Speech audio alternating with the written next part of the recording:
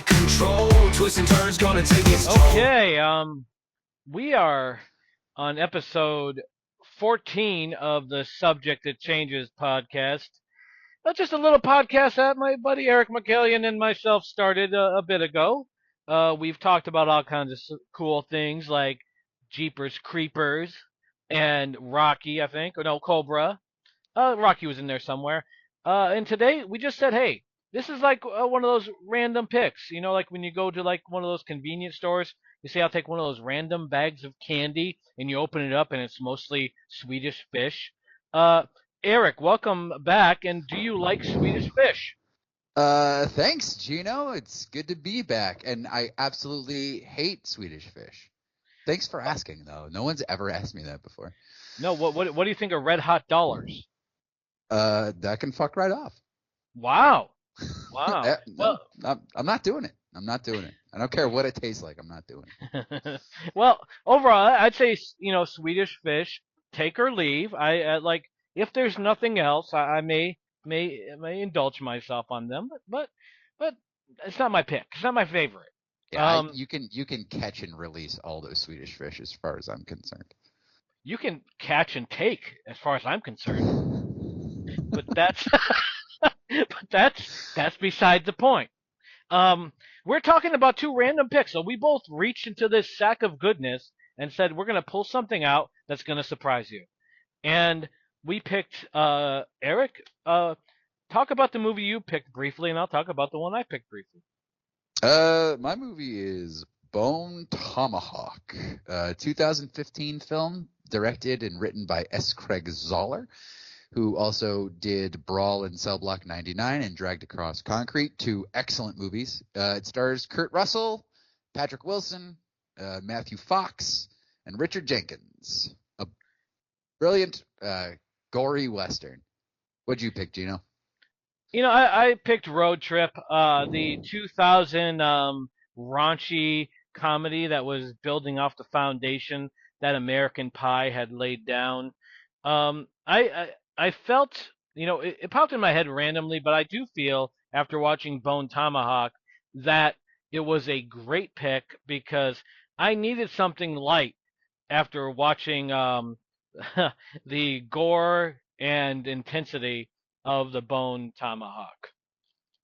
So, yes, and we're going to start with Bone Tomahawk. Let's call this episode Bone Trip. How about it? I like that. I like, the Bone Trip. All kinds of things can be read into it, but only but we mean it in the most, I guess, honest and kind way. For your perverts out there, you can tune it out after we're done, of course. Eric, talk about the synopsis. Break it down because I tend to ramble of Bone Tomahawk. Bone Tomahawk is a Western. First of all, the first image that shows up on screen is a sleeping man who immediately gets his throat slit by, what's his name? David Arquette. Former WCW World Champion David Arquette. Oh, what a terrible, terrible title run. So he and Sid Haig are robbing these sleeping campers and taking all their stuff, throwing their books on the Fiverr, but not the Bible, throwing their books on the fire, but not the Bible, because apparently that would be a sin. They take all their belongings. They walk past what looks like a Native American burial ground. They mess up one of the monuments, and then that brings out they're not Native Americans. They're called troglodytes. Mm-hmm. Troglodytes come out, and they kill Sid Haig, and David Arquette runs away. They kill Sid Haig in a very gory fashion. Catches an arrow to, I think, the neck, and then they gut him. Yeah. All of his insides spill out, and then David Arquette leaves. What did you think about this opening, man? Well, I love Sid Haig, and I really liked the opening. David Arquette, despite some of the hate he gets, is actually he has a presence on screen. It was a good balance between the gruff Sid Haig and the David Arquette was kind of like immature, and that he has that whole immature thing throughout most of the films. When he's in Scream, when he's in Never Been Kissed, and in this as well. Definitely, they chose to start this film with a bang, and to get the attention of the audience. They did that. Good casting choices, um, and good beginning. It's like it had me interested because they showed the the Native American, whatever troglodyte, whatever you want to call him, how he was silhouetted when he killed Hag, left some mystery there. So you have gore, good acting, and mystery. That's the way you start a film. Hats off. So Mhm. far, so good.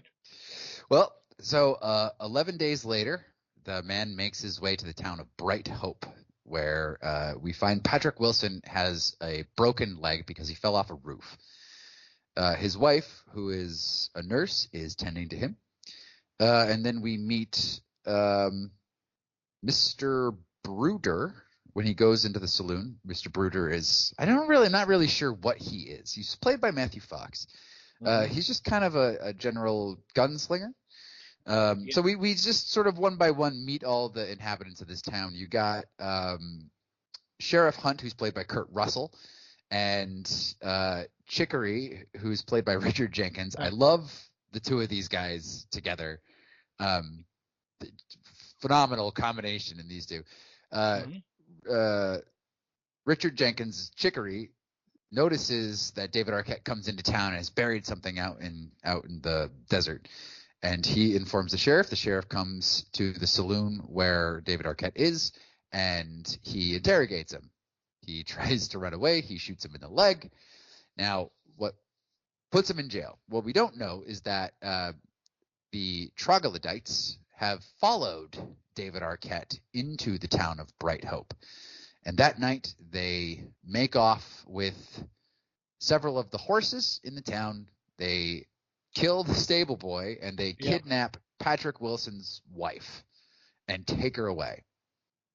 And so, I mean, like immediately you sort of just walk into this story and everybody's sort of left aghast. They do explain later that this was a Native American tribe, but they're not Native Americans anymore, are they even really human at this point. They're just like crazed, cannibal, like amoral, like fucked up tribe, kind of like the hills have eyes, Yes, yeah, that's a good comparison. I agree with that. And so our intrepid heroes of Patrick Wilson, who plays Arthur, Sheriff Hunt, Bruder, and Chicory all make their way off to go save Patrick Wilson's wife and the other deputy who was also kidnapped. And thus our story begins. Such an incredible opening.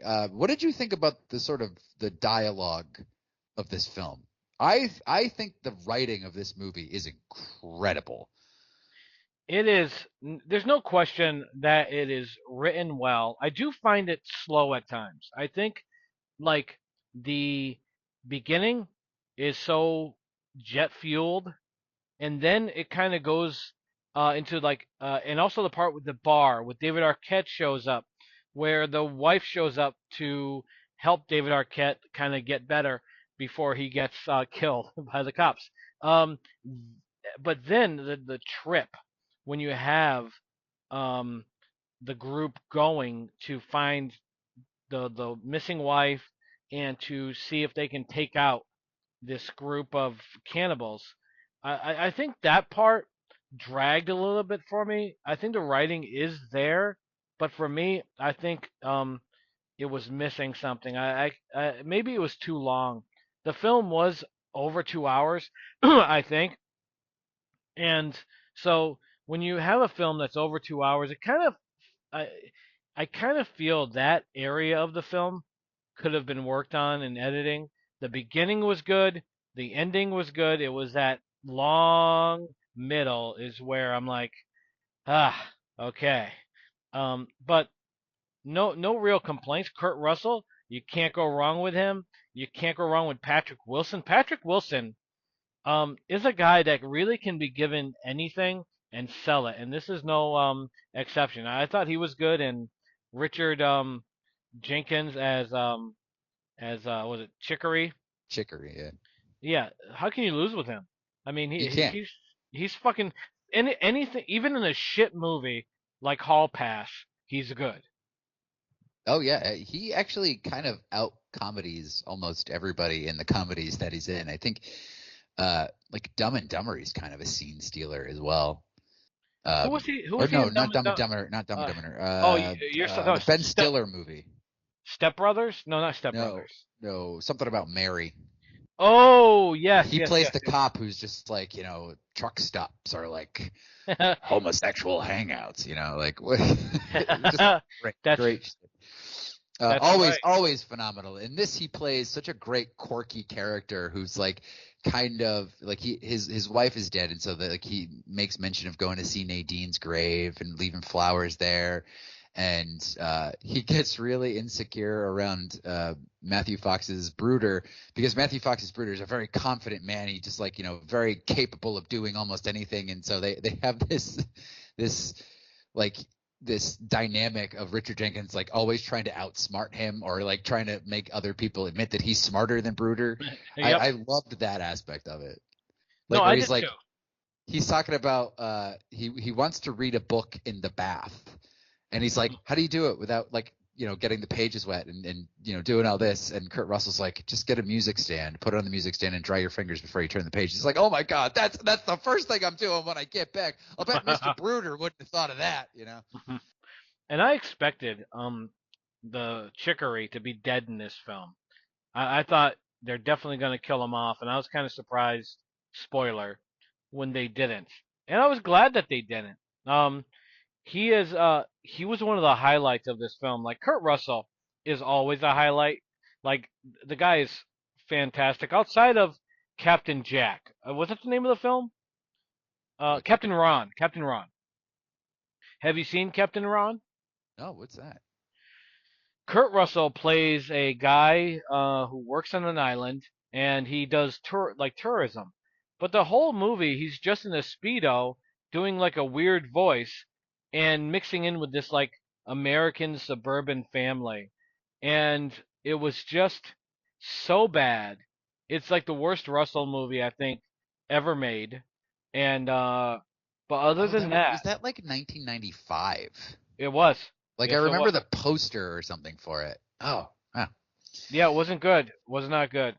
But like his other films, like Overboard and of course The Thing, and then you have um, what's Big the Trouble in Little China. Big Trouble in Little China, and his Christmas movie that he did for Netflix. That was awesome. So yeah, the sequel wasn't good, but yeah, the first one was awesome. So he's naturally likable, and I've said this before that actors um, that a lot of times who they are is what shows in a film, and people have like this like vibe or aura, whatever you want to call it. And sometimes I look at an actor and I say, he just seems like a nice guy I want to support. Like, have I ever brought up Drew Barrymore? Have Um, you? uh, Oh, I don't know. well, if I have not, Drew Barrymore's another where you just say, I want to support this person no matter what. And that's how I feel about Kurt Russell, where I'm like, this guy just seems like a real great guy, and he is. Did you ever see when Goldie Hawn was, who is Kurt Russell's wife, for those that don't know, when she was talking about a producer trying to force her into sex and coming on to her, like viciously during a audition, and the producer that she was speaking of was now dead, and he was like would have been like 95 years old. Kurt Russell was livid and wanted to know where the guy lived. Like that's the kind of guy Kurt Russell is. He was willing to go kick the tar out of a 95-year-old pervert, and I salute him for that. That sounds like the kind of Geno morality we need around here these days. But Kurt Russell, Springfield native, a local boy. He's one of us. God bless you, Kurt Russell. All right, so our intrepid heroes make their way towards where they know the troglodytes' cave to be. Patrick Wilson's got a broken leg, so after their horses are taken, he's sort of hobbling behind them, and he catches up while they're camping. And it becomes sort of a theme where he can't quite make it at their pace, so he's basically at one point left behind. And I think Bruder says something suggestive about his wife, and he tries to punch him, and he like re-breaks his leg doing it. Yep. And they have to reset it in a horrific scene. But there was one thing I loved, like Richard Jenkins. They had sort of put him out with some opium, and Richard Jenkins takes out the saw because they want to cut his leg off, and Patrick Wilson's like, no, just reset the bone. And like Richard Jenkins takes out the saw, and he like looks to Kurt Russell like, should I cut off his leg while he's out? And he's like, no, just reset it. He goes, okay, all right. So Bruder, Kurt Russell, and Richard Jenkins take off towards the thing, and they leave Patrick Wilson behind. However, as they approach the troglodytes' cave, Bruder is actually killed. He gets his hand chopped off, and he has this whole idea about blowing himself up and taking out a whole bunch of troglodytes with him. But unfortunately, that doesn't happen because he gets a tomahawk through the head. Yes. And then Kurt Russell and Richard Jenkins are captured. And oh man, this is like this scene where they get captured reminds me of just like what an actor's actor Kurt Russell is. I think in one of the last ones we talked about the ego of like a Seagal and a Sylvester Stallone. They wouldn't ever put themselves in a situation like this where Kurt Russell is really being choked on camera. His face is going like completely pink, and they take like a big stick or something and they just like shove it in his mouth. And then I remember thinking, I was like, fucking Sylvester Stallone would never do anything like this. Yeah, at least not on film. At least not on film. But like Kurt Russell, like even today, still pushing those limits because that's an intense thing to do on set. My God, yeah. So Kurt Russell and Richard Jenkins are put in the troglodyte cage, which is basically just like tree limbs like nailed into a wall, and we find out that Patrick Wilson's wife is still alive. And not sexually assaulted either, which they imply that she was. Did they really? Because I was actually just gonna say like the way that they handle like what happened to her while she was there was very subtle, and she said like they say like how many people are in this tribe, and she just goes 12, and I was like, oh God, and that's acting, and I mean she implied so much with that one line, and it was like I was like that's how you do it. Like you don't have to show something that horrific happening to someone. You could just like you do it through performance. And she fucking hit like that line was just chilling. It was really chilling.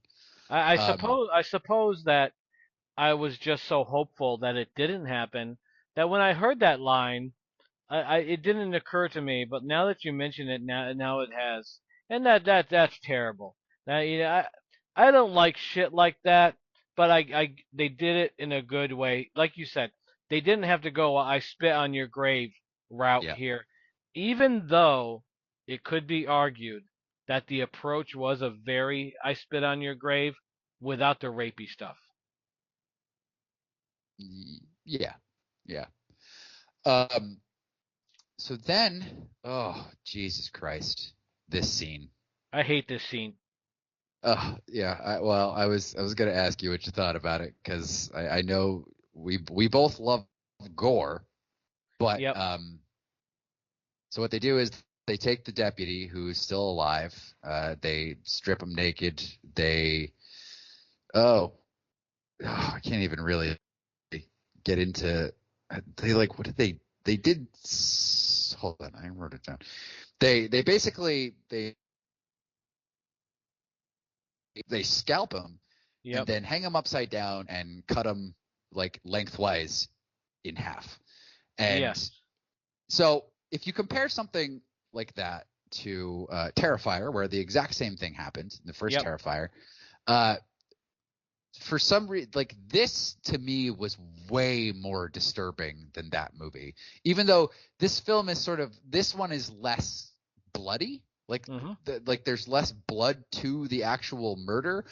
But I think the way that it's treated and the way that it's filmed with such a it's filmed almost apathetically, where it's just like it's kind of flat. It's from the same angle each time, and they just pound this guy and pull him apart.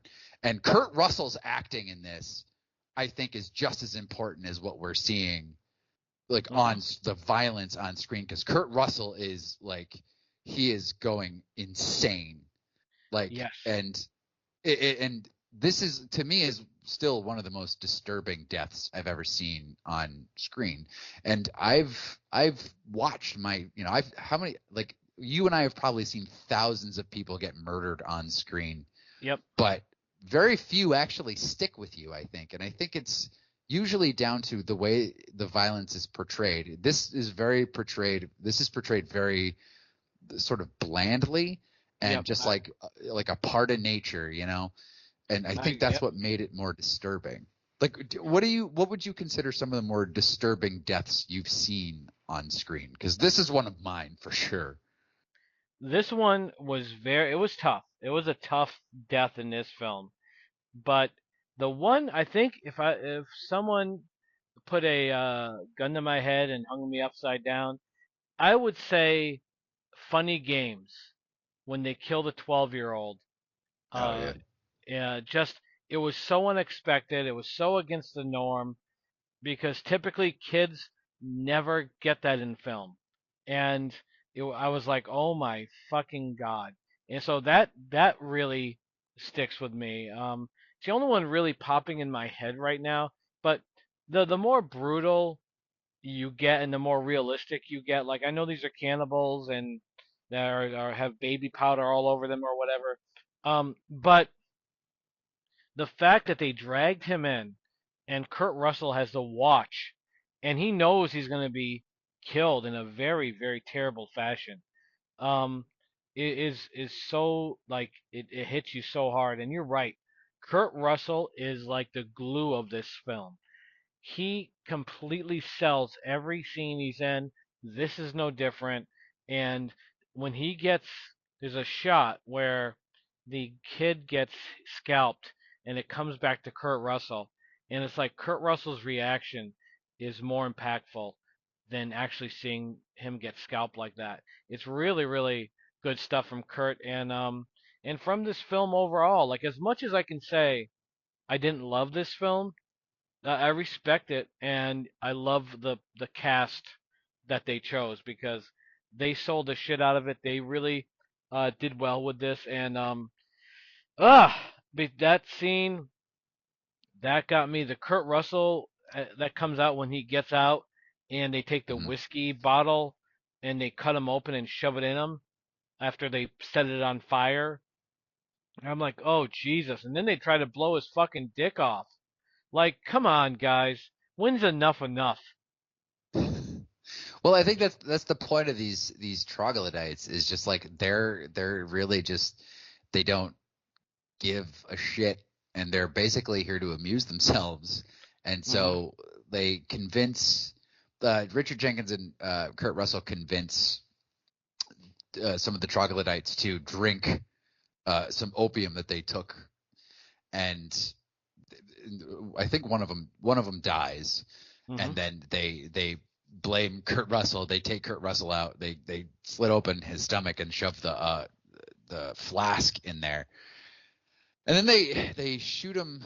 I think they shoot him in the gut, and then so he's basically starting to die. And then we sort of cut to Patrick Wilson waking up, like after his bone being set, and literally crawling his way towards his wife and making his way up to this troglodyte cave. And oh God, he kills 2 troglodytes, and then he finds out that they have this whistle like thing in their neck. Oh God, yep. I love when even you're just like, oh Jesus Christ. And Yeah. he takes it out and uses it as a whistle. He basically tricks the trogs and uses it as a whistle and calls more out, and he kills them sort of one by one. Yep. They never explain how he gets up to the cave, because the cave is sort of set high on a mountain cliff, but he makes his way in there. He comes out and he saves the day. He saves Chicory, he saves his wife, but Kurt Russell has been shot by the troglodytes because they were trying to figure out how to use his rifle. Yep. And Kurt Russell says, I'm going to stay behind and kill the last of these trogs. And so Chicory and Arthur, Patrick Wilson, and his wife finally get out after it's implied that Kurt Russell kills the rest of the troglodytes. And then the end. That's the end of the movie. Well, I think and there's one line in there, you talked about good writing, and the best line of the film was when Kurt Russell was dying, and he looks at Richard Jenkins and says, "Say goodbye to my wife. I'll say hello to yours." And I'm like, that is a good fucking line. So kudos to the writer. Overall, like I said, I'm not a Western guy, Yeah. so this is, I think for a Western to win me over, it has to be really, really good. And here, I liked some of it. I didn't like some of it. I love the cast. I wasn't a big fan of the bare ass cannibals soaked in baby powder, but you can't argue with impact. They really went for impact here, and they got it. There were times where I'm watching it and I'm like, oh Jesus Christ, that's rough. Um, and so it's hard to find a comparative movie outside of I Spit on Your Grave, something, and even like you mentioned, The Hills Have Eyes, where Mm-hmm. something a lot of times you watch a movie and you sit back and you're like, yeah, it's just a movie and it's fun, and you like Friday the 13th, the kills will never bother you. But here, there's a realism to it, and it strikes. And so that's the power of this film is presentation and cast. Those two things together, Eric. As much as I say, it was it my movie? I'm glad you recommended it because there were elements that I walked away saying, I dig it. Yeah, I've been trying to get you to watch this movie for a while, and I know you're not a Western person, even though you've made a Western. Oh yeah, absolutely. But and I sort of wondered how you would feel about this movie, because it's sort of it's a really good sort of true to faith Western, but at the same time has a grindhouse sensibility. Yes. With almost like a cannibal Holocaust kind of feel to it. Yes. And I was like the mixing of genres here, I think is brilliant. And it also just has some very good, very clever writing that I think carries the film, which I can totally see how you would think it's a little dull, but as someone who salivates over good character dialogue and good characters sort of bouncing off each other, and just watching the way Chicory and Hunt and Bruder and Arthur all sort of interacted with one another and the conversations they had. The one about the flea circus, where Richard Jenkins is in jail and he's just talking about how he and his wife went to go see a flea circus and how he believed that the fleas were real. And and he's like, I know a lot of people think it's all mechanical, but it's real. And then Samantha, who's in the cell across from them, is just like, yeah, it's the only real one. And she's trying to comfort him because he needs it. He needs that flea circus to be real in order to survive this situation. Yep. And it was just that is just fucking great writing. I would be curious as to what you would think of his other movies. They're both sort of crime movies. One is called Brawl in Cell Block 99 with Vince Vaughn, and who I think does a lot of his best work with S. Craig Zoller. Mm-hmm. And like Don Johnson's in it, and they also did Dragged Across Concrete with Vince Vaughn and Mel Gibson. Two great movies. I absolutely love them. I think S. Craig Zoller is one of my favorite filmmakers working today because he is a brilliant writer and really knows how to like gain sympathy for almost amoral characters. Mm-hmm. And I will go see anything this dude puts out. He also made a really good movie called Asylum Blackout. He didn't direct it, but he wrote it, which I would encourage you to check that out because it's pretty cool. It's about these workers in a detention facility for the criminally insane, Mm-hmm. who they're all trapped there, and then all of a sudden all of the cells open up and they're trapped inside, and it's just a really well done movie. Check it out if you can. I will, and I'm a Vince Vaughn fan, and I'm also a Psycho remake defender. I think so Vince. you're the one. I'm the one. Vince Vaughn is he's really good in just about everything, and so anything he's in, I typically will check out. He's a dramatic actor. He's comedic. He really can do it all. Even in Disturbing Behavior? No, it wasn't. Domestic something or other with John Travolta, where he played a ex-con, and he's a dickhead, and he tricks John Travolta's ex-wife into taking him in, and so but everything Vince is in, I typically really enjoy. Domestic Disturbance, that's what it's called. Thank you. I was close. I had the two words. I just got fucked up. And so yeah, I'm a big fan of Vince Vaughn, and like you're not going to improve on the original Psycho, but like I'm like, hey, it's a tribute. So what they did shot for shot. Hey, it's better than fucking the remake of Cinderella, isn't it? It's better than fucking the remake of Ghostbusters. Let's appreciate that they just said, hey, Hitchcock is dead. Let's do it just like he would have done it, exactly down to the shot. So yeah. Too bad it didn't do too good. But that's beside the point. But you put a gun to my head, I'll say, hey, watch the original first. But I think they got too much heat for that. There's a lot worse films that get no heat, and that's the ones we should focus on. Yeah. So, would you recommend Bone Tomahawk? Yes and no. It depends. Like, if you can't handle gore, if you don't like movies that are depressing, this movie's not for you. If you like movies that kind of bring a sense of realism with a great cast, and if you're a fan of westerns, this film should appeal to you. But I mean, for a general audience, I don't think this is the film for you. Like I think this is a kind of like a fringe sort of film. You have to be wired a certain way. You have to like westerns. You have to like you said, like the grindhouse thing, and you'll find enjoyment in this. I think a lot of people would watch this and get disturbed.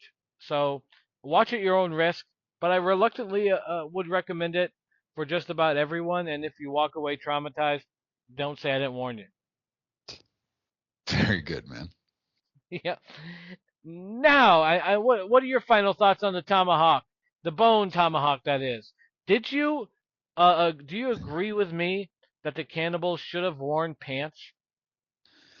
No, I think it lends to sort of the mystique about them, and just it makes them that much more uncomfortable. I think we are uncomfortable with nudity in a lot of ways, and just like it's another aspect of something that can make a scene uncomfortable. Like, yeah, you can have killer cannibals, but also if they're not wearing clothes, it's like, oh, that's like a whole other layer, Yep. I would say Bone Tomahawk. Check it out if you can stomach disturbing behavior, I almost did it myself. Domestic disturbances. If you can, disturbing movies, because there's also some things in the movies that we didn't even really touch upon that because it's a little too bleak to talk about. But if you like bleak films like I do, if you like sad movies, if you like gory films, check it out. It will be disturbing, but it's a great movie. A great movie.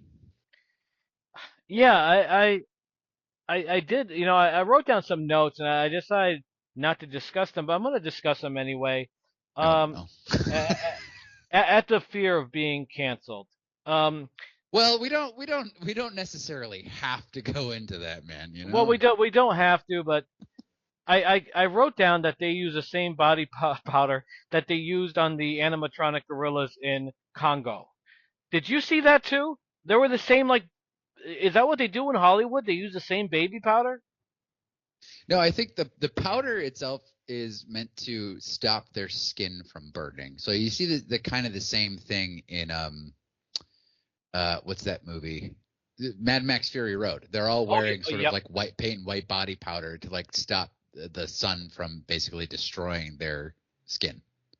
Ah, okay. So that's now we know. Now we know, Now you know. and knowing's half the battle. Um, G.I. Joe. I fucking love that shit.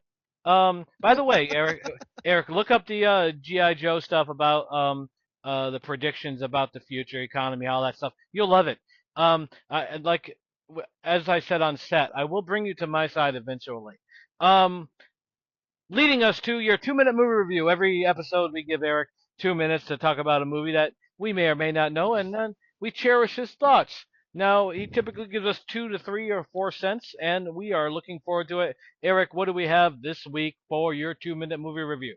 Well, I did not get to go to the theaters, but I did dredge up some movies from my past. There's this amazing 2009 movie called Sin Nombre. Uh, Basically, a Mara Salvatrucha, or MS-13 gang member, kills his gang leader because the gang leader murdered his girlfriend, and then the rest of MS-13 start chasing him. He hops on a train with a bunch of Honduran immigrants who are all heading to America to start a better life. He befriends this girl, and they form a really wonderful bond together that's very protective, and he's sort of taken on himself to look out for this girl. It's a beautifully done movie. It's, I think, the first film by Cary Fukunaga, who did Beasts of No Nation, the latest James Bond movie, No Time to Die, and the whole first season of True Detective. It's a mesmerizing movie that can put you in like almost like a trance as you're sort of like navigating this stoic emotions that are happening like in between the words of this film. It's a brilliant movie. You should totally check it out. And you know, if you like that kind of thing. Another one that I actually picked up watching, Road Trip, because there's a guy in there, Paulo Costanza. Mm-hmm. He starred in a movie called Splinter. I've heard of it. I believe it's 2008. A couple is carjacked and kidnapped by another criminal couple, but there's a dangerous monster sort of on the loose, and they have to hole up in a gas station to protect themselves. The monster in this movie is really fucking interesting. It has these little, like, almost like porcupine spindles that if it gets under your skin, your body starts contorting in all these sort of different crazy ways, and you become part of the monster. A wonderfully isolated, very, fast moving and contemplative movie where the carjackers and the carjackees sort of have to get along in order to survive. It's a wonderfully scary movie with such a unique monster that it has left an impression on me all these years later. So watch Sin Nombre and Splinter. Okay, so the next movie we're talking about is the one that I chose, the 2000 raunchy comedy Road Trip. Now, I love raunchy comedies. You may not know this about me, Eric. Um, and in 1999, things were kind of stale. Like, it took a movie like American Pie to shake up that apple cart, as they say. Um, what did you think about American Pie in 1999 and how it impacted the films to come? It was a film that set the tone, unless you disagree. No, for sure. I think I was like 15 at that time. Like this movie was sort of basically aimed right at me. Mm-hmm. And I appreciated it. I appreciated the raunchy comedy and, all the like funny little side gags, like, fucking a pie and like, Yeah. like Sean William Scott drinking the spunk beer. I thought that shit was funny at that time. So like, I appreciated it. I enjoyed it. Looking back on it, it's not exactly what you would call like a clean watch, but Sure. uh, but at the time, I mean, that was the acceptable brand of humor. So yeah, I was all about it. Yeah, I think like the whole thing is you have to just sit back and appreciate a film for what it is. I know they did that study where the college kids watched American Pie and were mortified by it. Um, it you can't take everything so seriously. I mean, if you go back, you know, like further to like Animal House or Lampoon's Vacation or anything, you're always going to find something that's just frowned upon. Enjoy the film and get a few laughs out of it. Stop being so goddamn serious. No one got hurt in the production. Be happy. Well, And I will say that it is a damn sight more acceptable than say a movie like Revenge of the Nerds, oh but yeah, yeah. and like I think those movies were funny like for the time that they're in, and that's kind of how you have to look at those things, or just don't watch them. Yeah, well, Revenge of the Nerds realistically has that one scene. Everything else I think is just like par for the course. It's what the film is because you have the two different sides. You have the fraternity sororities that are bullying the nerds, and the nerds are retaliating by spying on them and stealing the panties and all that stuff. That's all tit for tat, if you would. Um, but the scene that I think most people would object to, and I don't see like any like I can see why it's objectionable is when she sleeps with the nerd thinking it's her boyfriend. That's pretty fucked up. Um, Yeah, but I would but also I would also say that photographing or videotaping nude women when they don't know it is also pretty fucked up. it is fucked up. But also, if you take into account what the nerds were getting before that, it's like where where do you say like it's called Revenge of the Nerds. So they're getting their revenge. Now, granted, if it was an isolated incident where they just broke in and did that, shame on them.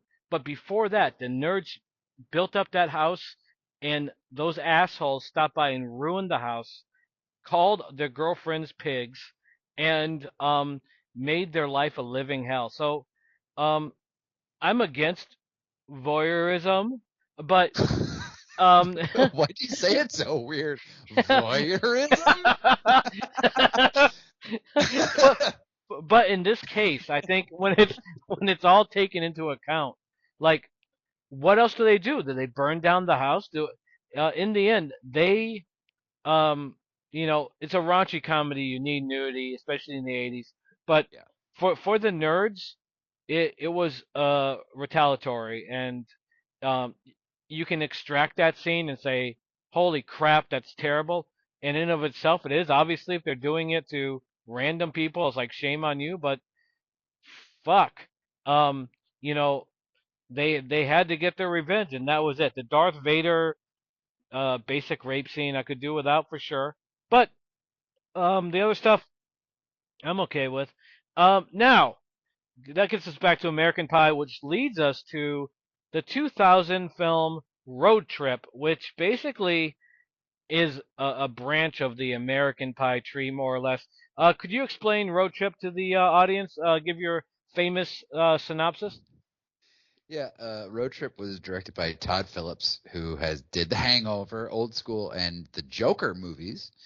Hmm. So you got a guy played by Tom Green, Barry, leading a tour group, and he starts telling the story of Josh and Tiffany, who are like grade school sweethearts, and they sort of been dating up until they're in college.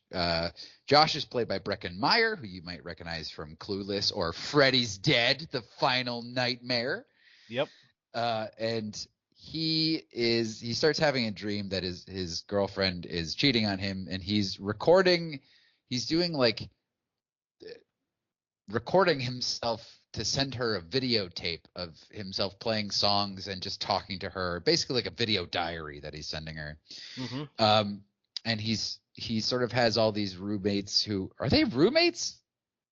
I think like I don't think Tom Green is. I want to say that Ruben is his roommate. Okay. All right. That makes sense. Because he has the snake, and the snake is in the room. Yes.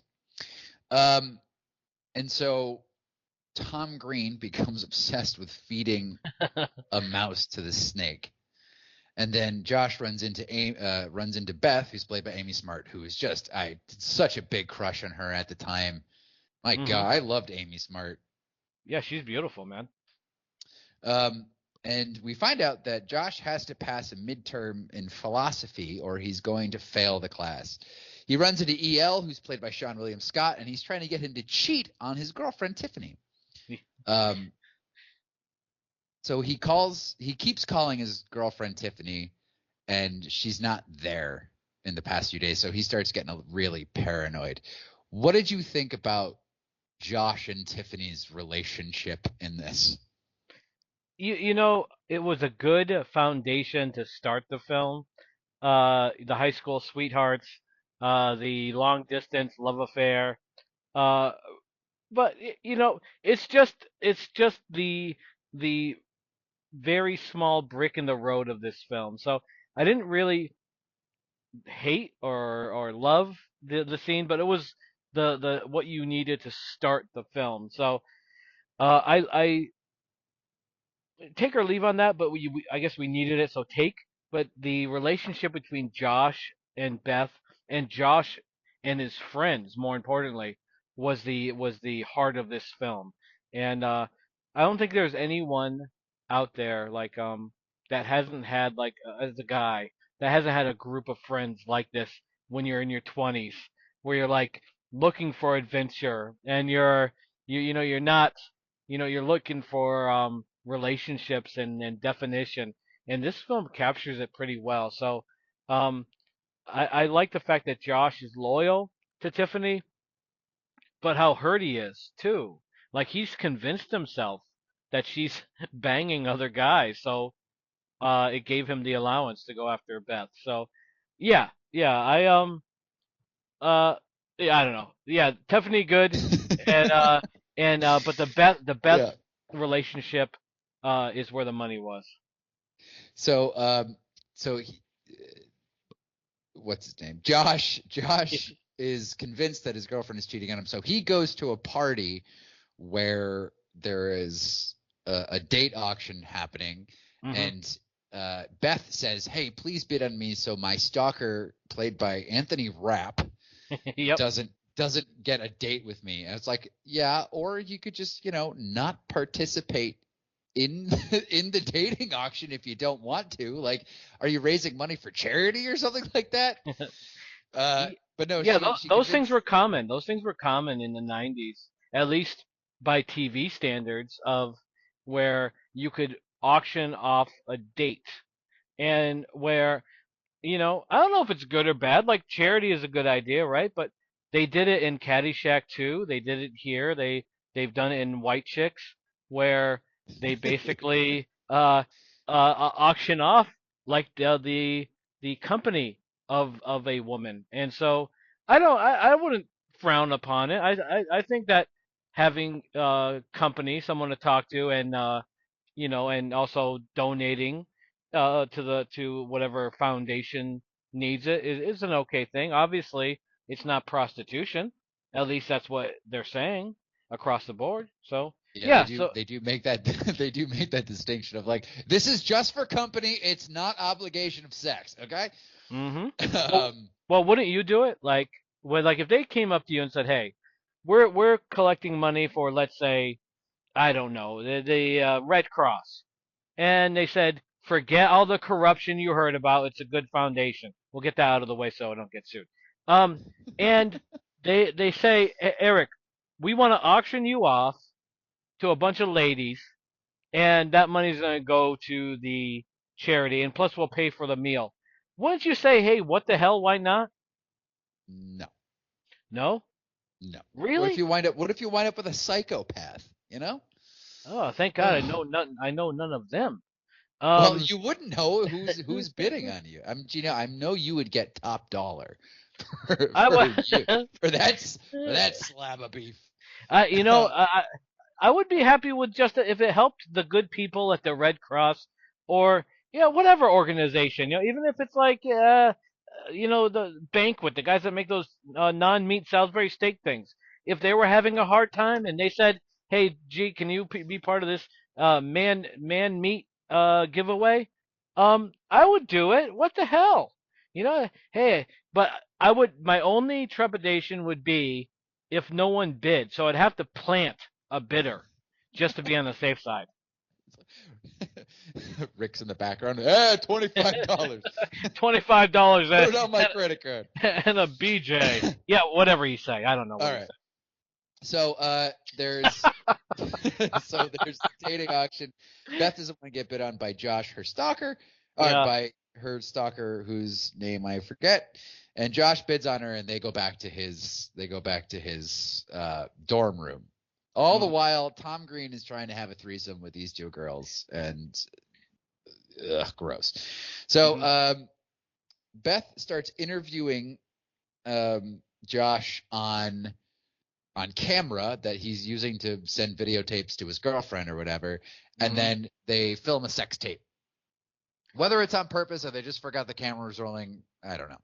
Yep. But so now Josh asked his roommate to send the tape of his songs and his video diaries to his girlfriend, but then his roommate sends the wrong tape and winds up sending the sex tape to Josh's girlfriend, who he finds out hasn't been talking to him because her grandfather died.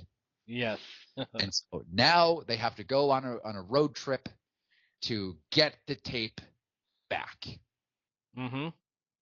And it's at this point where I'm like, wait a minute, I know this story. And then I couldn't remember the name of it for the life of me, but it was like a movie with Paul Rudd, and he winds up sending a breakup letter with like nude pictures of him and a girl to his present girlfriend, who he thinks is cheating on him, and then he has to go chase the letter down. And I figured the name of it is Overnight Delivery with Paul Rudd and Reese Witherspoon, and I was like, motherfucker, this is the exact same movie. Yep. You seen that? I have not. I was actually thinking, what's that movie with him and Steve Carell?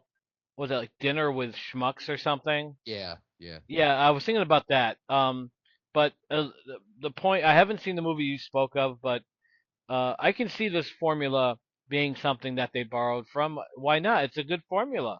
It's in any time. Like I love road trip movies. Like I love Lampoon's Vacation, one of my favorite movies.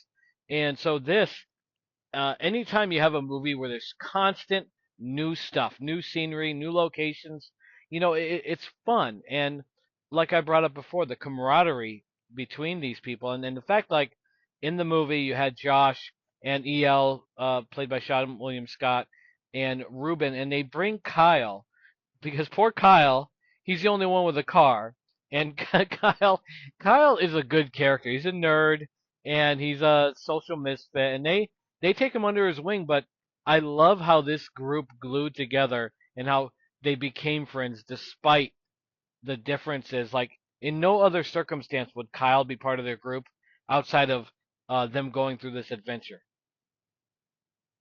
Yeah, Kyle is by far my favorite part of this whole movie because I love DJ Qualls, who I think is just he's so good. I loved him in this. I loved him in The New Guy. He had a great cameo on Breaking Bad. Just like a really distinct looking actor who I think is just very talented, and he basically delivers like all of my favorite parts of this movie. Um, Well, he was also in that. The problem with his career was he did this. They tried to build him up with the new guy, which failed, and then they put him in the Larry the Cable Guy movie where they're like soldiers and they end up in Mexico. I forget the name of it, but that movie bombed too. And so I think it's the sad thing about film is that you only get so many chances, and he seemed to have all the elements to be a star, but some bad choices on screenplays or just some unfortunate showings ended that potential run. And there's a few actors in this film that I think are really, really good that also bombed out that we'll talk about. But DJ definitely he got kind of like a raw deal. yeah, I think I've listened to interviews of him on some different podcasts and stuff, and it just seems like he didn't really want to like play the game. He didn't want to go out to like all the hot spots and like hang out and like do the celebrity thing, and he just kind of like sort of retreated. And so mad respect for him. He's still working today. He's a very prolific actor actually, but he probably just didn't want the spotlight. Hmm. So Yeah. they all go on this road trip, and they decide to take a shortcut, and they come across like a dirt road with a broken bridge, and their big plan is to go, if we go fast enough, we can jump this bridge. And so they hit the gas, the car makes it across, but the whole thing falls apart, and then all of a sudden catches fire and like blows up. And so they're sort of left on foot. Yeah, and I loved like where Kyle's dad gets informed that they found the car destroyed, and him and his wife they go down to check out the wreckage, and the guy who's knows nothing, who's just taking pictures of the incident, says, "Hey, if I was to guess, a rape and murder happened here last night." And the guy's like, "Why the hell would you say that?" "Hey, just a hunch." Hilarious comment. This film had so many funny lines in it that I totally forgot about that. I just found myself laughing over and over again. And like what sucks is like Sean William Scott is basically the same character in every film. Like this is Stifler in this film again, and it's great, but I wonder like how much of that how much he felt saddled with having to play that role over and over and over again. It's good, it worked here, it works in American Pie, but I think he's better than that, and he did too in that Rock movie. I forget the name of it.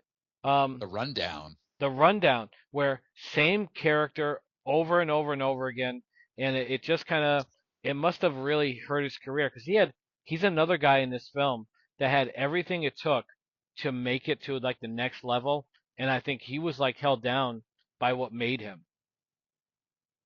I mean, he sort of got caught in that comedy trap where if you could be funny, they don't really want you to do drama. Hmm. But he worked pretty consistently. He did a lot. Like I think he did a movie called like The Goon. Yes. And then he replaced the guy in the show Lethal Weapon. So they brought him on after the other guy I think had a falling out with Damon Wayans. Okay. The dude's still working today. I don't know if he's still making American Pie movies, but like charming guy. Well, He does this character well. they are making American Funeral, so that is, and apparently like they're going back to the original writer because American Pie 1, 2, and 3 were written by the same guy, and you can tell because they're all good. American Pie or American Reunion was written by the Harold and Kumar writer, and he didn't get it, and it became a complete garbage film. So I think I'm not the only one that complained about it, which is why they're bringing back the original writer, the cast back for this film, American Funeral. So maybe it's going to be a rebirth for Sean William Scott all around because I still think he's got some life left in him. And we also have, like you brought up, Tom Green. Tom Green is one of those guys you love or hate, and I think Tom Green's awesome. I think he did good here. I might be in a minority that loves Freddy Got Fingered. I think Stealing Harvard is a good movie. Um, what did you think of Tom Green in this film? Do you think he was unnecessary because he was kind of on the outskirts of it, or do you think he adds to it? There is no one I've ever wanted to punch in the face more than Tom Green in this movie. Like I like it like it he is so vacuous, and I hate Tom Green.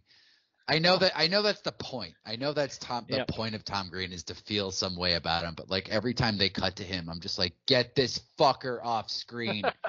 He he's trying to feed he's trying to feed a mouse to a snake, and he's just like, oh, your life's gonna be over soon, mouse, and the snake's gonna eat you, and like you're gonna know how pathetic your life is. And I'm just like, fucking kill me. Like, oh god. I started to hate you a little bit during the Tom Green stuff, but like, Mhm. came back around once the movie was over, man. There was a good part. There was a good part of that movie where I was like, I'm gonna let Geno have it, man. Like, our friendship is over. I've never found Tom Green funny. Even as a kid, I hated his antics. I thought they were just like really childish, really stupid, and like I don't go out of my way to hate Tom Green, but every time Tom Green comes up in my face, I want to just vomit. Uh, you know, I'm a fan. I'm a fan of Tom Green. I think a lot of his stuff is unfunny, but I think a lot of his stuff is hilarious. And as you watch him, as he's grown as a person, like you just see like where he is. He just like seems like he's in a good place, and also like he has contributed a lot to art. Like the podcast was basically birthed by him. He's the one that went on the internet and started like the very first podcast. Like this guy had some vision, but a lot of times like he came from that era with Jackass and with Attitude Era where let's see how far we can push it. And so, I think had he had more structure, he would have had more longevity. Like Freddy Got Fingered, even though I love the film as is, I think had it had an assistant writer, someone that knows the business, to step in and say, well, I would do this and I would do that just to make it make more sense, the film could have played out better. But I didn't hate him in this, and I tell you who else I didn't hate, who I actually quite liked, was Andy Dick as a motel clerk. What did you think of Andy Dick, and did you like him here? I despised Andy Dick in this movie too. I was like, oh, the two worst fucking people in the world in one fucking movie. I don't typically find people who just push buttons or push limits very funny. I never thought Jackass was very funny. Hmm. And I'm not devoid of humor, but I never really understood the appeal of just like, hitting yourself in the nuts or just going around like fucking bothering people. And um Andy Dick is just, I mean, he's an asshole in this movie. Although it did feel really satisfying when Fred Ward grabbed him and was just like, I'm gonna break your fucking arm if you don't tell me what I want to do. And I'm like, that's how you should treat Andy Dick. You didn't find it funny when he was watching the Bob Ross painting and he's using a fucking fountain pen to All right, to yeah, okay, that was kind of funny. yeah. I'm not gonna lie, that was a little funny. Okay, Yeah, That's, that sight gag was funny. yeah, and I thought it was pretty funny when um Ruben came to him and asked him to buy marijuana, and he's like, "Am I a drug dealer? No, thank you though, but we can get you an 11-year-old prostitute if that's okay." And it was like I thought that was really funny, and it brought out like Andy Dick is a great example of someone that like let bullshit fuck up his whole life. And I know he's done a bunch of stupid shit, but he had the Andy Dick show in the 90s that was funny as fuck. And then he had a few roles like in Old School. Did you see Old School? Yeah. Where he was a blowjob instructor, and I he don't remember it that well. well, there's a line in there where he's showing the women how to suck dick, and then they all start giggling. He goes, "Yeah, let's see how far you laugh when you get a nut busted in your face." And it's the way he delivered it was so funny. Like Andy Dick, he was his own worst enemy, like a lot of people are in life. Um, but there was so much potential for him to be something, and he let whatever demons he had ruin that. And a lot of those demons led to his really, really bad behavior. But in Road Trip, I enjoyed him. I enjoyed Tom Green. Like you said, the two biggest assholes. You know what? You're not far off the mark because I'm like, these two have a lot in common. They're like obnoxious jerks, and people love them or hate them. So, um, I liked them both in this. I I think Andy Dick was very funny in this, and much more funny or much funnier than Horatio Sands. I usually like Horatio Sands. I could have done without him in this film as the waiter. What do you think? Uh, yeah. This he plays a waiter who like rubs his balls on DJ Qualls French toast because he said he didn't want powdered sugar on it, and then like sticks it down the back of his pants and then just puts it back on his plate. And the only thing that made that funny was DJ Qualls like face when he ate the French toast was just like, that's delicious. I was like, thank you, DJ Qualls, for saving this otherwise pathetic joke. Yes, Oh, and so you get like, okay, so they go out for breakfast.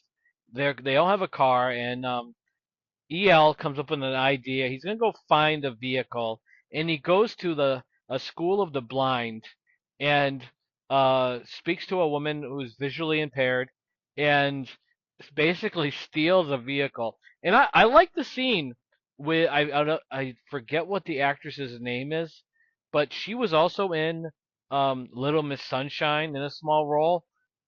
She didn't get a she lot of played work. she played Chloe on the show 24. Oh, okay, all right. See, I didn't watch 24, but I know it's a big show with Kiefer Sutherland. Um, Absolutely. and also shout out to his dad, Donald. Hey, Donald, we love you, but we wish you didn't show your ass in Space Cowboys. Um, I but don't that, think he can hear you, Gino. oh well, it's a frequency that might reach where he is. You never know. Um, and so he now steals a van for the blind, which it adds to this film. I thought the visual of them driving in a short bus was pretty fucking cool. What do you think about the visual? And did you like the scene where SL or EL steals the van or steals the bus? I don't remember how he got there, and like for some reason, for like 3 minutes before this scene, I can't remember anything happening where they said we're gonna go steal a bus. So yeah, I mean, I guess it wasn't very funny. Like nothing really funny happened other than that she's like, don't roll your eyes at me, and Yeah, he's yeah. just like, can you see, like, wait, I didn't really find a lot of the gags in here. I didn't really find them that funny. Like they're certainly not memorable like American Pie level of shit, I agree. um, that that to me, like a lot of the jokes were just like either recycled from other movies or like I I just didn't they were just kind of bland. Yeah, And I guess like this movie definitely suffers if you compare it to American Pie, which had a little more like like joie de vivre, like it was a little yeah. more um rich in humor and a little more lighthearted. This didn't have that. And I think my main problem with this movie Hmm. was the lead. Like I was agree. I agree. Breckenmeyer. Breckenmeyer, who's like he's kind of leading the charge of this movie. He's got this mission to go stop this tape from getting to his girlfriend, but he was just kind of bland. He was just kind of boring. Yes. And this wasn't the right guy for this role. He didn't really like show any kind of like being upset that his girlfriend was quote cheating on him unquote, you know. Mm-hmm. And he just kind of like hooked up with Beth with like no real, like it didn't seem like he had a real reason for it. Mm-hmm. And every time it's like just like he leading this movie just wasn't a good choice. Like maybe someone like Seth Green or someone could have done a little bit better, although I'm sure those two get compared all the time. Mm-hmm. Yeah, I'm sure. But Well, like no, just yeah, that's I think one of the reasons why this, like, I didn't find this movie very funny. I find it maybe charming is beyond like is I find it charming. I do find it funny at times. I do agree with you that Breckenmeyer was the wrong guy. He's very monotone, and there really isn't a point in the film where you're rooting for him, but you are rooting for Ruben, who I think it's Costanzo, as I think is the name of the actor. Um, he's good, and Sean The William Scott star of is good. Splinter, I'll have you know. Oh, well, there you go. Yeah. And DJ playing Kyle. You had um a wonderful cast behind him, so he benefited from it, but he also disappeared because of it because they just outshined him. And but I still like I'm partial to road movies, Mhm. like Tommy Boy and all that stuff. So for me, to go on to have a film that's a road trip, if you can like just sit back and you're on the adventure with them. And so I like that about this film.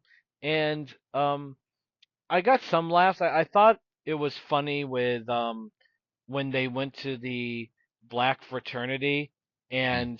and Ruben didn't know, and then when they get in, E.L. Scott's like, they're fucking with us. This is an all black fraternity. And Ruben leans forward and goes, well, I'm sorry.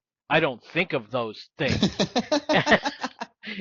And I laughed at that, and I laughed when they said they found the Oh, KKK hood this is in this is Kyle's my bag. this made me laugh the hardest. So the frat guys take out a KKK hood and they come up to DJ Qualls and they're just like we found this in your bag, you racist. And then DJ Qualls is just like, no, it's not mine. He goes, it's yours. And then DJ Qualls just faints. The way maybe it was the angle of the shot or something, but the way he fainted absolutely made me bust a gut laughing. I thought it was fucking hilarious. Well, the line before it was the Kyle says there has to be an explanation, and the dude holding the mask says, "Yes, there is. Your friend here is an evil bigot, and now he's gonna die." And I was dying. I was like, "That's so funny." But Kyle meets a girl there, and it really is a cool scene. Really, a cool part of their adventure is going there and where Kyle, a lot of this story is about Kyle, where even though he's kind of on the fringes, he becomes like a man in this film, not just because of the sex, but he finds friends. He stands up for himself. And I thought that was a really cool part of this film that Josh and EL and Ruben took him under their wing, and now he's one of us. And it shows, especially at the end, where the security guard um, punches Kyle in the face, and Josh looks at him and is like, you know what, motherfucker, you mess with him, you mess with me. And I really liked that. I liked how they took Kyle under their wing. What do you think? Yeah, absolutely. Kyle's my favorite part of this movie, and he he plays it with such an innocence, but also like a false bravado. And when ends up standing up to his strict dad in the end, and it's just like a very powerful scene. Although that scene doesn't really make a whole lot of sense, like whatsoever. But yeah, I loved DJ Qualls' journey through this whole thing. He's kind of slapped on the road trip like right before they leave, and they're just like, oh, this is also a guy named Kyle with a car, and I was like, oh Jesus, like what are they gonna do this guy dirty? But he wound up being my favorite part of the movie. And I love that comment by Sean William Scott where he's like, all you do is play magic with those foreign exchange students. It's fucking pathetic. Like that's not gonna convince Kyle to let you use his car. But No. great So stuff. DJ hooks up with Rhonda, and then the next day he's in the bus smoking a cigarette, just like acting the man, and he's just like, yeah, I boinked her. Yeah, go ahead. So they realize that they don't have any money left, which is a continuing problem that they have. Mm-hmm. So they decide to all go and donate sperm for cash. And they go, all right, we got a checklist. If you've done any of these things, then you can't donate sperm. And one of them is no drugs. And so Ruben walks away. And then they go, if you had sex in the last 24 hours, you can't donate sperm. And then DJ Qualls is just like, I guess that leaves me out because I had sex last night. And then walks away. I fucking love that. And the scene, even though the only funny part of the scene where EL goes to the nurse and is like, "Hey, there's sparks between us. I would love to have you help me." And she decides to do like a anal orgasm or whatever, the prostate orgasm. Prostate orgasm, yeah. Yeah, the only funny thing I found in that was as he's screaming, it pans over to Josh jerking off and being confused. I thought that was pretty funny, but that scene, yeah, it kind of like, I think you're right. I think like the automatic comparison is to American Pie, and having Sean William Scott in the same role basically doesn't help it.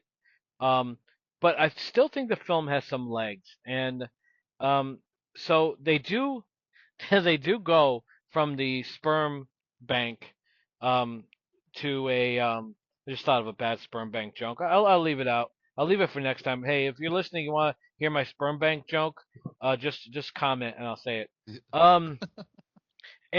So they go to Barry, Tom Green, his grandparents' house, and his last name is Manilow. So Tom Green is Barry Manilow in this, and they go. Hilarious. Just high hilarity. So they go in, and the grandfather is watching like these girls that are shaking their ass, and the grandmother, who was also in Wedding Singer, she's like, "Hey, Barry's friends are here," and the grandfather's like, "Oh, hello, boys," and he gets up, he has a massive erection, and it was just so. I thought that was so funny. The funniest part is he's got this big fucking boner, and he wants to show them the house, and he grabs Josh's hand to give him the tour. I found that very funny. What did you think? What did you think of the grandfather? Did you like the character? Did you like the erection scene? No. Yeah, I've seen this scene like a million times in a million different movies, and it's just like, all right, it's been done better, Sure. It's one of those things that like I'm sure it came before a lot of those scenes that I've seen in other movies, but like I was just like, I've seen it done better in other movies. And again, it was just like those kinds of jokes are just like not my jam at them, Uh-huh. I can see why you'd think it was funny though. Just not for me. Well, I did you notice that the grandfather and Andy Dick were watching the same program? Mm-hmm. And I thought that was a nice touch. I thought, it was just This movie does have some pretty good transitions. Mm-hmm. From one scene to the next, because it's that's he's watching I see you baby shaking that ass. I forget the name of that song. Yeah. But they're watching the same music video that gave the grandfather a boner, and Andy Dick is watching it in the hotel room when Fred Ward comes in to interrogate him. I was like, okay, yeah, I see what you're doing, Todd Phillips. Okay, respect. Yeah. At least there are transitions in this movie. Like for some reason we've gotten away from doing clever scene transitions in film. I don't know why. I Yeah. appreciate it. No, me too. Me too. And I like that about this film. And I like there were certain things like you said earlier, comparing it to American Pie is one thing, but you could compare this to like Slackers and say, okay, well, it's better than Slackers. You know, it's the same sort of film, but they did a lot of things right. But you are right that the laughs are not there like they are in American Pie, and I would also argue American Pie rode the line.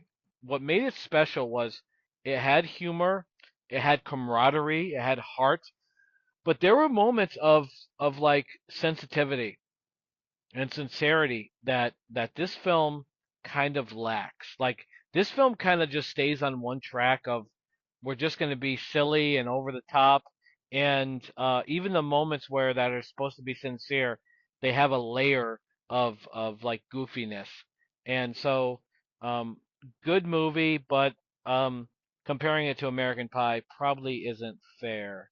Um, but anyway, Yeah, they I see that. I see that. they take a drive to Austin, Texas, to try to get the tape before Tiffany. Is it Tiffany? Is that Yes, Tiffany. all Tiffany. right? Before Tiffany can get her claws on it, and they fail. They have a guy who's he's on he's on the computer and he's talking about different what was it? The Avengers program? Was that what it was? No, he was talking about episode 2 spoilers, and I think that's a Star Wars reference where it was because the year before the Phantom Menace came out, and they were sort of talking about spoilers for the Attack of the Clones. Yes. Okay. Yeah, that makes sense. What a So, what a what a timeless joke. well, I think it could be argued that Star Wars is something that will live forever, no Yeah. matter how shitty it gets. Um, that Oh, and they oh, you thought those movies were shitty? Just you wait. just you wait. Um, We have Han Solo ready for you.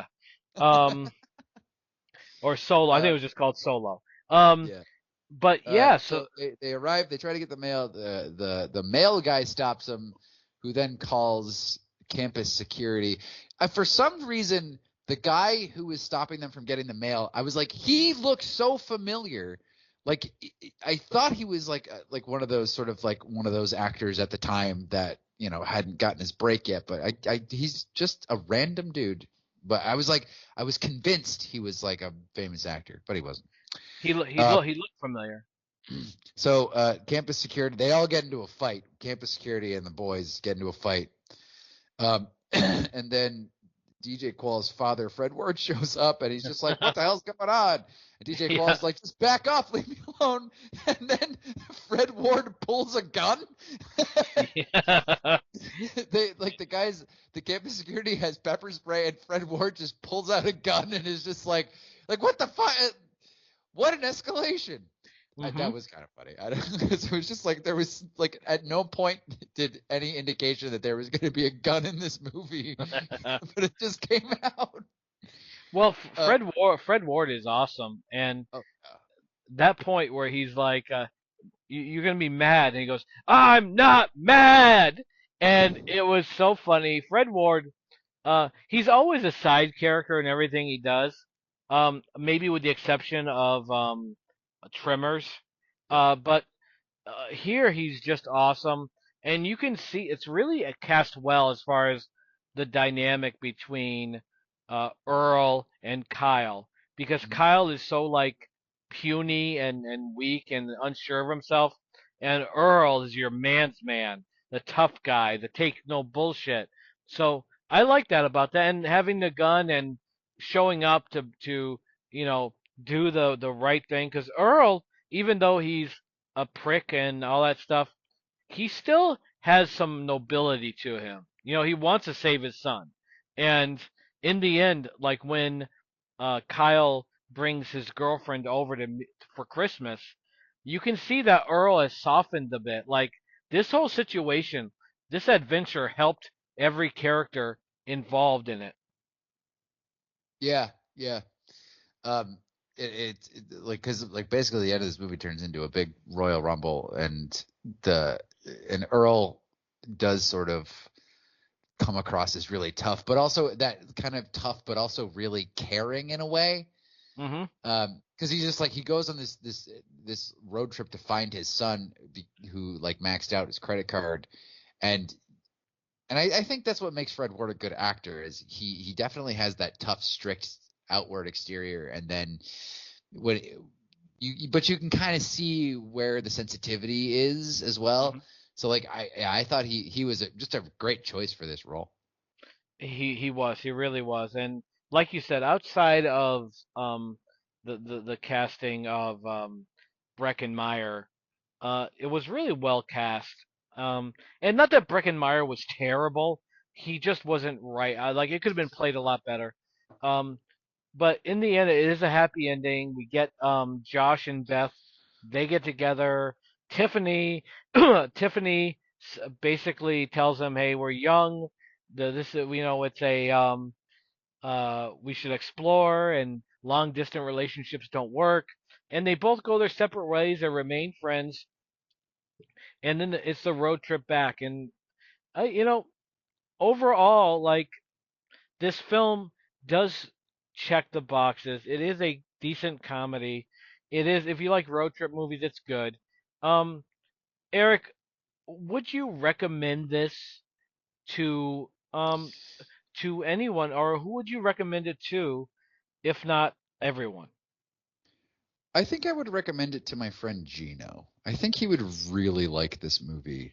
Mm. And Uh, and maybe a lot of Geno's friends. I don't know.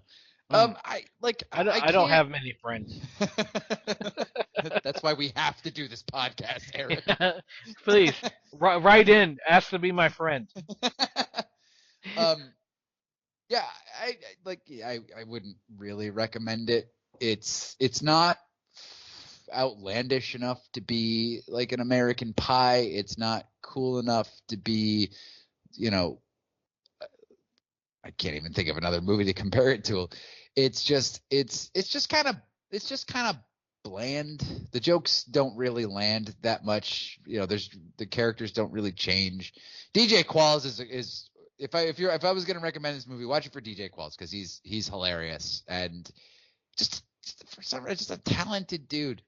And especially if you're even mildly annoyed by Tom Green, do not watch this film. Oh God, I wanted to pull a Chuck Norris and kick my television, but Uh, mm, I didn't. But yeah, so let me ask you this though: mm. do you think any of this story is true? Because Tom Green is relating the story to a college campus tour, and it's not going well, and he just sort of decides to tell the story of Josh and Tiffany. So, do you think any of this is true? You know what? I never thought about that. That's very interesting. Um, because you're right. Maybe that's why it's unfunny is because Tom Green is telling the story. Well, um, I think it's an interesting theory. Um, considering when he starts the story is basically when everyone's saying this school sucks, and it is very possible he comes up with it because he did lie. Remember when he tells the kid, "Oh, they were talking naked in the shower, and they were Yes. naked, really, really naked," and and he also says, "Hey, this is my story." And so maybe it is all bullshit. Maybe he made it up. So that's pretty cool. That's a cool theory. So I'm not sure. I guess I'm on the fence. But Would you recommend this movie? I mean, you recommended it to me for sure, but like, would you recommend this, and who would you recommend it to? I think I would recommend it to everyone. I think it's got charm to it, and I think I'd especially recommend it to men, like men, above like 30 to my age, where there was a time in life, and I know you lived it too, Eric, where male camaraderie, this whole thing where You're with your buddies. You've not established anything in life. You don't have a house. You don't have a family, and you have that potential then for adventure.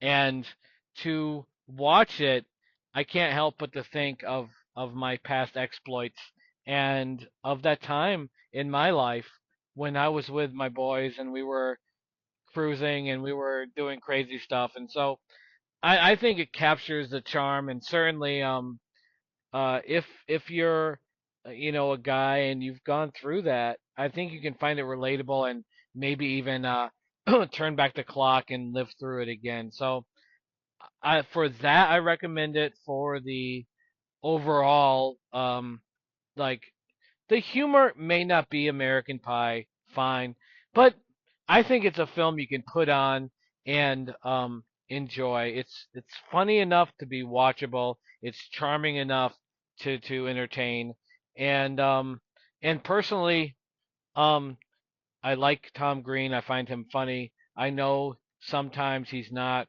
I know sometimes he is ridiculously funny. Freddy Got Fingered is a great example of what happens when he's given free reign. And sometimes he's great, sometimes he sucks. Um, and Andy Dick. Andy Dick is another missed Hollywood opportunity of his own volition, where so funny, such a good character actor that threw it all away for whatever his vice was. I forget what it was.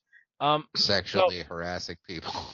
well, that's unfortunately like I'm not excusing that. Let me make that perfectly clear. It's a great way to lead into a sentence.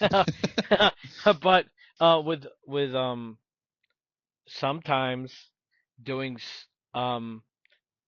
stupid shit like whatever his vice was brought out the worst in him, and if he did it sober too, I mean, like a lot of times like alcohol or drugs exposes the real you, so maybe that's who he is at the core.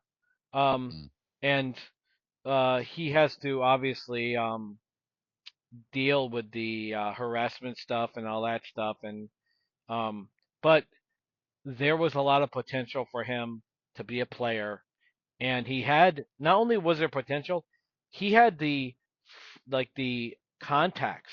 He knew Will Ferrell. He knew Luke Wilson. He knew Vince Vaughn. He knew Sean William Scott, and he knew like Norm Macdonald. He was a guy in the mix, and he blew it. And unfortunately, how many times does like um power plays and sexual harassment and drugs and alcohol ruin a career, and in Hollywood especially. Andy Dick is proof of it. So unfortunate, but Ah, I just figured out why you like Tom Green.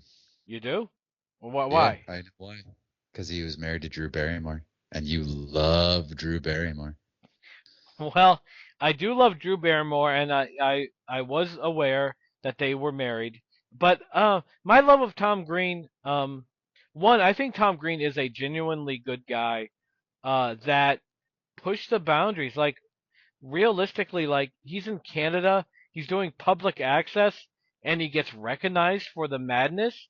So what are you gonna do? You're gonna double down, and now he's got a, was it $10 million production thrown in his lap? Jesus Christ! Now Daddy, that's a would you like some sausage? win.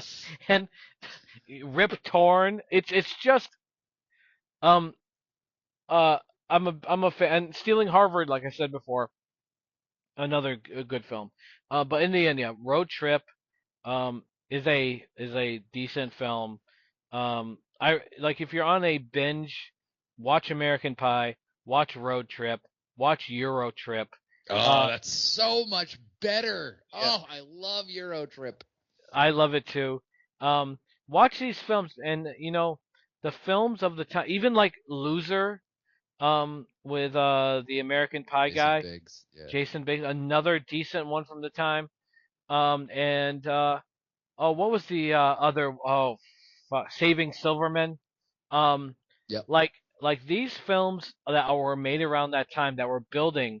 off the tree of American Pie. They're all interesting, if not some are great. Some like Slackers is another one that is like not very good but watchable. So I recommend Road Trip, and I am recommending Freddy Got Fingered as well. So Eric, another great episode. A strange one though. Yeah, I kind of like it. It was like we were a little more quiet during Bone Tomahawk than usual. It's like, and then they saw the guy in half. Okay. Yeah, I try to find humor like somewhere. Like I was gonna focus on the bare ass baby powder stuff, but I was too disturbed. Um, I would much rather watch that over and over again than watch fucking Tom Green on fucking church. God damn it. well, thank you everyone for listening, and get ready for our Tom Green episode. And yeah, Eric, great work as always. I loved your input. Thank you for recommending Bone Tomahawk, and I'm glad we found enjoyment in some aspects of both. I love you all. Subject to changes, nothing stays the same. Life keeps spinning in this endless game. Grab your worries, throw them to the flame. Stay tuned and ride.